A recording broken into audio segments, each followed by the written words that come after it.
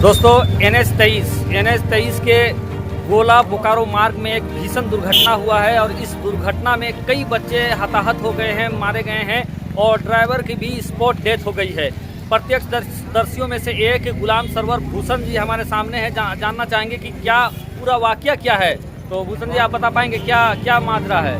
वाकया लगभग आपका 8 साढ़े 8:15 बजे का बात है। यहाँ पर एक स्कूल जो है गुडविल स्कूल है, जहाँ पे यहाँ तितला में एक स्कूल है। स्कूल में बच्चे लगभग 12 बच्चे थे, एक ड्राइवर थे और बोकारो मार्ग से वो स्कूल के दौर वो ऑटो आ रहे थे और पीछे से आलू लदा हुआ WB 33D 7015 गाड़ी नंबर है, जिसमें दुर्घटना हो गया, जिसमें लगभग 12 बच्चे थे, जिसमें 3 बच्चे स्पॉट हो चुके हैं और उसमें एक ड्राइवर था, ऑटो ड्राइवर, वो भी स्पॉट हो चुका है। बाकी 3 आपका सदर अस्पताल में एक बच्चे हैं और एक रिम्स में, बाकी 3 बच्चे जो सही सलामत घर में हैं। और घटना का मुख्य वजह क्या लग रहा है? कैसे ये इतना बड़ा दुर्घटना घटा है? इसका वजह क्या लग रहा है?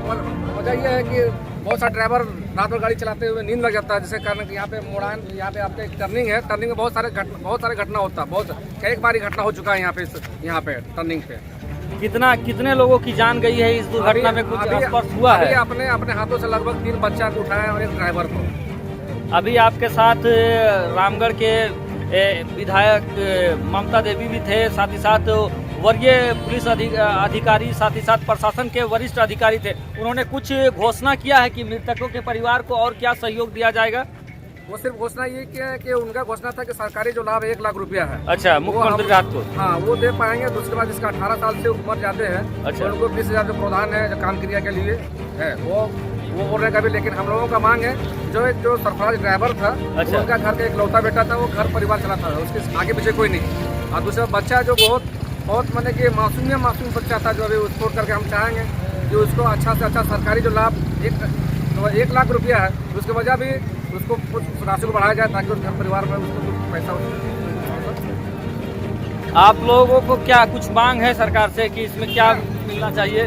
सरकार की मांग है सर, सरकार तो बहुत कुछ देती है, लेकिन देने के बाद भी कुछ कर रही नहीं है। ये घटना जो हुई है सर, सरकारी छुट्टी के बावजूद भी स्कूल जो चला रहे टीचर हैं जो गलत काम किए हुए हैं और सरकारी छुट्टी होने के बावजूद ये काम है। और ये गाड़ी जो है देख रहे हैं हम, बंगाल की आलू दिख रहे हैं, हमको दिखने पड़ रहा है, उधर से नहीं आते हुए भी बंगाल का आलू उधर से आ रहा है। ट्रांसपोर्ट सरकार बहुत भ्रष्ट है सर, और सरकार ने इतना अन्याय कर रही है, कुछ नहीं है।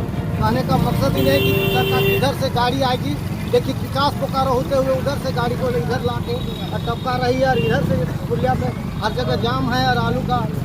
आप लोग का कुछ मांग है सरकार से कि इसमें क्या होना चाहिए? जो सरकारी प्रावधान है उसके जी आप लोग का कुछ मांग है? तो दोस्तों, आपको बता दें कि जो यहाँ पर प्रत्यक्षदर्शी हैं उन लोगों का कहना है कि सरकार के द्वारा जो प्रावधान है वो तो उन लोगों को मिलना ही चाहिए, लेकिन चूंकि ये दुर्घटना बहुत ज़्यादा हताहत वाला है, बहुत सारे लोगों की जान गई है, तो ऐसे में सरकार को कुछ ऐसा इन लोगों के लिए करना चाहिए जो आने वाले वक्त में इनके परिवार के लिए सहारा बने। कुछ बोलना चाहेंगे क्या?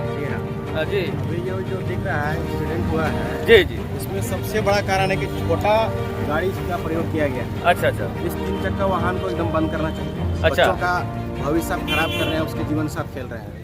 यानी थोड़ा पैसा बचाने के यानी चक्कर में स्कूल के चक्का नहीं दे रहे हैं। एक मिनट, यानी स्कूल में आपका कहना है कि स्कूल के बच्चों के लिए जो 3 चक्का वाहन होता है उसका प्रयोग बंद होना चाहिए? बंद होना चाहिए। अच्छा, सख्ती से बंद होना चाहिए और परमिशन वाली गाड़ी होनी चाहिए। कम से कम 4 चक्का गाड़ी सिक्योर होना चाहिए। बच्चों को अच्छी तरह से ठक करके ले जाए और पहुंचाया जाए, और जो भी उसमें ड्राइवर हो ट्रेंड होना चाहिए। अच्छा, फुल ट्रेंड, जिसको अच्छी तरह से ड्राइविंग आती हो। कोई नौसिखिया, कोई बच्चा या कोई अभी का जो नौजवान जो चलाने वाला है वो लोग नहीं देना चाहेगा। अच्छा, हमारे साथ बात करने के लिए अभी मगनपुर पंचायत के उप मुखिया अकबर अंसारी जी हैं। अकबर भाई हैं, जरा इनसे भी जानना चाहेंगे, चूंकि ये सुबह से प्रशासन के लोगों के साथ भी मौजूद थे और इनके सामने प्रशासन के लोगों ने बहुत सारे घोषणा भी किया है। तो अभी आप लोगों की क्या मांग है इस दुर्घटना में? सर, दुर्घटना में यही है कि जितने स्कूल में जो गाड़ियां चल रही है जी, उसमें विशेष ध्यान दिया जाए जी, DTO के द्वारा कि जांच किया जाए कि इसमें गाड़ी सही है कि गलत है। अच्छा, बहुत ऐसा देखते हैं कि कबाड़ी गाड़ी चल रहा है, ब्रेक मारने से ब्रेक नहीं लेता है, अंदर गाड़ी चलता है, उस पर विशेष ध्यान दिया जाए कि बच्चा का भविष्य का सवाल है। अभी आप घटना को देखते रहे हैं, किस तरह का घटना घटी है, बहुत निंदनीय घटना है ना। दुख के साथ कहना पड़ रहा है कि ऐसा घटना नहीं होना चाहिए। यानी दोस्तों आप देख सकते हैं कि जो लोग यहाँ पर प्रत्यक्षदर्शी लोग मौजूद हैं, उनका सीधा कहना है कि आज जो कि प्राइवेट विद्यालयों में जिस तरीके से गाड़ियों का इस्तेमाल किया जा रहा है, कबाड़ी जैसे गाड़ियों का इस्तेमाल किया जा रहा है, 3 पहिया वाहनों का इस्तेमाल किया जा रहा है, तो डीटीओ से सीधा इन लोगों का मांग है कि डीटीओ ऐसे गाड़ियों का परमिशन न दे जो जिसका फिटनेस फेल हो, बल्कि जो ठीक ठाक हो, जिनके ड्राइवर ठीक ठाक हो, ऐसे गाड़ियों को विद्यालय में चलाने के लिए परमिशन मिलना चाहिए। क्योंकि कहीं ना कहीं ऐसे ऐसे कबाड़ी गाड़ियों को आज विद्यालय में चलाया जा रहा है, जिसको अगर आप यहाँ पर ब्रेक मारिएगा तो 10 फीट आगे जाकर ब्रेक रुकता है। तो दुर्घटना का वजह ये सब भी बनता है। आप इस समय देख सकते हैं कि मैं NH 23 में मैं मौजूद हूँ, जहाँ पर आज हजारों की तादाद में लोग मौजूद है। चूंकि यहाँ पर 4 जिंदगी अभी खत्म हो गए हैं, जिसमें 3 मासूम बच्चे, एक ड्राइवर की स्पॉट डेथ हो गई है। अब इनका पूरा परिवार इस समय विलाप में है और सरकार की तरफ देख रहा है कि जो प्रशासन के द्वारा भी, मैं आपको बताना चाहूंगा कि प्रशासन के द्वारा भी कुछ अनदेखी की जा रही है। प्रशासन के नीचे, कान के नीचे, आंख के नीचे क्या कुछ हो रहा है और प्रशासन को मालूम नहीं है। आप जैसे देखेंगे कि इस समय ऐलान था कि अभी 8 तारीख तक, पहले 9 तारीख तक विद्यालय को बंद रखना है 0 से 8 क्लास तक, उसके बाद 13 तारीख बढ़ गया है और उसके बाद जो प्राइवेट विद्यालय है वो संचालित हो रहे हैं। तो क्या जो DEO हैं, डिस्ट्रिक्ट एजुकेशन ऑफिसर हैं, जो BEO हैं, क्या उन लोगों को पता नहीं है कि विद्यालय चल रहे हैं? उनके जो ऑर्डर है, ऑर्डर के बाद भी विद्यालय चल रहे हैं, तो इसकी जवाबदेही कौन लेगा? आखिर जब सरकार का आदेश था, DC का जब आदेश है कि विद्यालय नहीं खुलने चाहिए और ऐसे में विद्यालय खुल रहे हैं, तो DO साहब कहाँ हैं?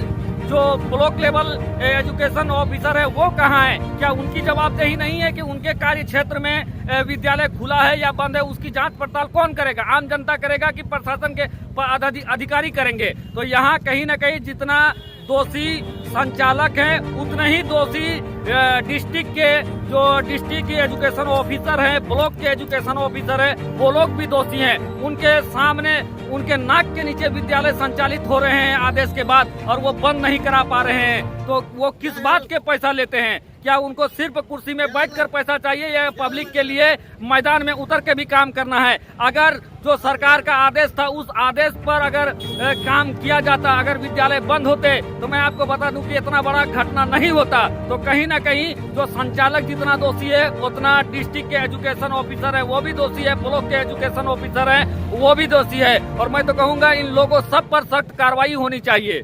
शुक्रिया, मिलते हैं फिर किसी दूसरे वीडियो में। धन्यवाद, नमस्कार।